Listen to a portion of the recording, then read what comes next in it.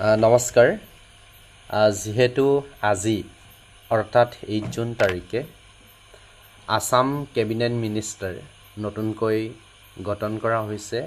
চ' এই কেবিনেট মিনিষ্টাৰত কোনে কি দায়িত্বত আছে বা কোনে কি মিনিষ্টাৰ বা মন্ত্ৰী হৈছে ইয়াতে মই শ্বেয়াৰ কৰিম।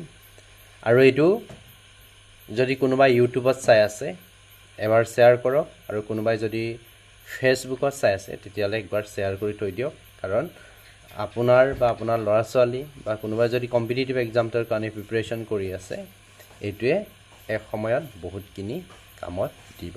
অ'কে, ইয়াতে মুখ্যমন্ত্ৰী হিচাপে সকলোৱে জানে ডক্টৰ হিমন্ত বিশ্ব শৰ্মাই পুনৰবাৰ মুখ্যমন্ত্ৰী হৈছে আৰু একেতে গৃহ বিভাগটো নিজৰ হাতত ৰাখিছে। তাৰপিছতে আছে বিত্ত, যাক আমি ফাইনেন্স মিনিষ্টাৰ বুলি কওঁ। পৰিৱেশ আৰু বন মন্ত্ৰী বা পৰিৱেশ বা বিত্তমন্ত্ৰী কোন হ'ব? এইবাৰৰ কোন হৈছে? জয়ন্ত মৌল বৰুৱা। আগতে বিত্তমন্ত্ৰী আছিলে অজন্তা নেওগ, কিন্তু এইবাৰ চেঞ্জ কৰি দিয়া হৈছে। তাৰপিছতে শিক্ষামন্ত্ৰী, ইয়াতে শিক্ষামন্ত্ৰী বুলি কোৱাৰ লগে লগে পুনৰবাৰ ৰণোজ পেগুকে দায়িত্ব দিয়া হৈছে, ডক্টৰ ৰণোজ পেগু। অ'কে, মনত ৰাখিব ডক্টৰ ৰণোজ পেগু। তাৰপিছতে কৃষি আৰু জলসিঞ্চন মন্ত্ৰী, ইয়াতে আমাৰ ৱাটাৰ ৰিচোৰ্চ বুলি কোৱাৰ লগে লগে দুটা বিষয়ে আহি পৰে। ইয়াতে জলসম্পদ আৰু তোমাৰ জলসিঞ্চন, irrigation and water resource.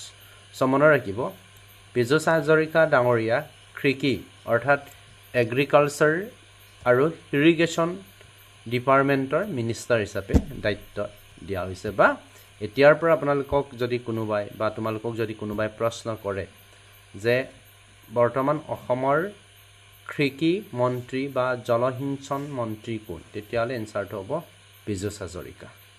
Okay, জলসিঞ্চনেই কৈছোঁ দেই, জলসম্পদ কোৱা নাই। তাৰপাছত চোৱা, নেক্সটটো চোৱা, স্বাস্থ্যমন্ত্ৰী অশোক সিংঘাল স্বাস্থ্যমন্ত্ৰী আৰু দায়িত্ব দিয়া হৈছে, কিন্তু যিখিনি ইম্পৰ্টেণ্ট এইখিনিকে মই ইয়াতে শ্বেয়াৰ কৰিছোঁ। অশোক সিংঘালক স্বাস্থ্যমন্ত্ৰী হিচাপে দায়িত্ব দিছে। তাৰপিছতে 6 নম্বৰ পইণ্টত আছে সাংস্কৃতিক পৰিক্ৰমা মন্ত্ৰী বিমল বৰা। ঠিক আছে, কালচাৰ এফেয়াৰ্ছৰ মিনিষ্টাৰ হিচাপে কাক ৰাখিছে? বিমল বৰা। মনত ৰাখিব, এইখিনি প্ৰায় কম্পিটিটিভ এক্সাম বা অন্যান্য কুইজ প্ৰতিযোগিতাবিলাকত সুধি থাকে। তাৰপাছতে বস্ত্ৰ, ক্ৰীড়া আৰু যুৱ কল্যাণ মন্ত্ৰী, ইয়াতে কি হ'ব? Environment, textile, sports and youth welfare minister হিচাপে বিশ্বজিৎ দৈমাৰীক দায়িত্ব দিয়া হৈছে।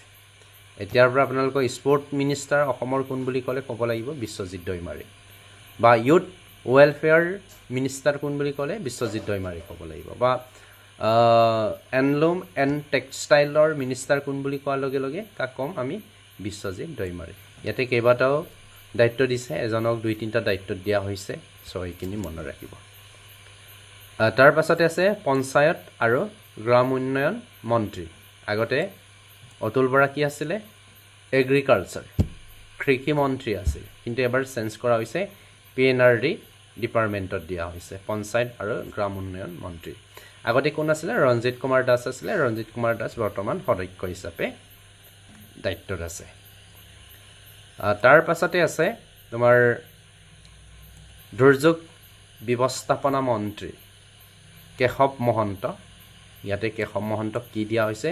দুৰ্যোগ ব্যৱস্থাপনা, ডিজাষ্টাৰ মেনেজমেণ্ট মিনিষ্টাৰ হিচাপে কেশৱ মহন্তক দায়িত্ব দিয়া হৈছে। তাৰপিছতে জলসম্পদ মন্ত্ৰী, ৱাটাৰ ৰিচোৰ্চ মিনিষ্টাৰ। আগতে পীযুষ হাজৰিকা দিছিলে, এবাৰ পীযুষ হাজৰিকা ইৰিগেশ্যন বা এগ্ৰিকালচাৰ বা এই দায়িত্ব দিয়া হৈছে, কিন্তু এইবাৰ জলসম্পদ ৱাটাৰ ৰিচোৰ্চ ডিপাৰ্টমেণ্টত সুশান্ত বৰগোহাঁইক দায়িত্ব দিয়া হৈছে। আৰু ইয়াৰ উপৰিও ইয়াতে মই যিখিনি দেখুৱাইছোঁ, ইয়াতে আমাৰ CM ছাৰক ইনক্লুড কৰি 17 মিনিষ্টাৰ আছে। ইয়াতে কোনে কি দায়িত্বত পাইছে মই ইয়াতে দেখুৱাই দিছোঁ। মই কিন্তু যিখিনি বহুত ইম্পৰ্টেণ্ট হয়, এই ইম্পৰ্টেণ্ট পইণ্টখিনিকে মই ইয়াতে চমুকৈ লিখি শ্বেয়াৰ কৰিব চেষ্টা কৰিছোঁ, আৰু যথেষ্ট আছে। আৰু সেই বিষয়খিনি অকলে যদি সেই পিকচাৰ যিখিনি মই ইয়াতে তোমাৰ ফটো দিছোঁ, এইখিনি যদি মনত ৰাখিব পাৰে তেতিয়া যথেষ্ট কামত দিব। এনিৱে, থেংক ইউ ছ' মাছ আৰু শ্বেয়াৰ কৰিবলৈ নাপাহৰিব।